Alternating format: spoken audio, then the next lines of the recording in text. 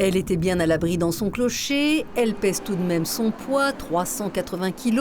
C'est donc avec les précautions qui s'imposent qu'une entreprise spécialisée de Haute-Saône, qui par ailleurs a travaillé sur le chantier de Notre-Dame de Paris, a procédé ce mercredi à la dépose et la descente d'une des 3 cloches, dite la moyenne, baptisée Saint-Vincent du même nom que l'église du village de Dignonville, pour des besoins de restauration. On va l'accrocher donc au bout de la grue, il faut qu'on la sorte tout doucement parce qu'elle est encore dedans. Et en fait, on a quand même le risque que les élingues touchent un petit peu. Donc bon, ça ne va pas se couper comme ça, hein, mais on doit toucher à peine le mur, quoi. On n'a pas le choix là, au démarrage. Après, ça va aller. La cloche Saint-Vincent date de 1749, classée comme objet protégé au titre des monuments historiques. Elle est usée par le temps et s'apprête à suivre une cure de jouvence dans les ateliers des artisans campanistes de la société Vaugelet de Strasbourg.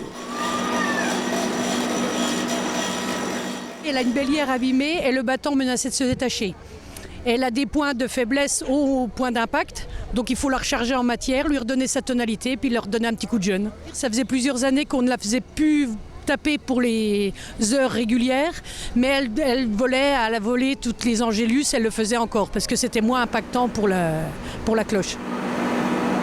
L'envol de la cloche a suscité la curiosité de nombreux villageois, toutes générations confondues.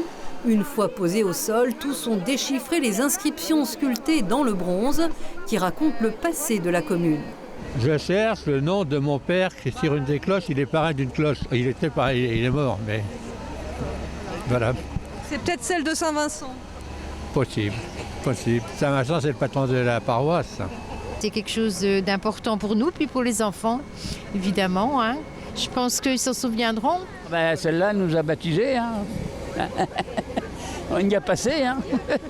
Peut-être qu'elle nous enterrera, je ne sais pas si elle revient avant. Laurence connaît aussi par cœur l'histoire de l'église avec sa tour carrée qui date de 1544, ses statues remarquables et ses vitraux contemporains de Gabriel Loire. Mais l'église, elle aussi fragilisée, porte les stigmates des sécheresses des dernières années et va faire l'objet de travaux importants. Il va y avoir la confortation de l'église qui nécessite du coup le passage de tirants de façon à ce que l'église ne s'écarte plus. On va également en profiter pour changer la toiture du clocher qui en a un grand besoin et également en profiter pour restaurer le beffroi. Il en coûtera 180 000 € à 80% subventionnés pour restaurer l'église au milieu du village. Les habitants espèrent être exaucés, que la cloche Saint-Vincent retrouve pour Pâques son beffroi près de ses sœurs Sainte-Thérèse et Sainte-Jeanne d'Arc.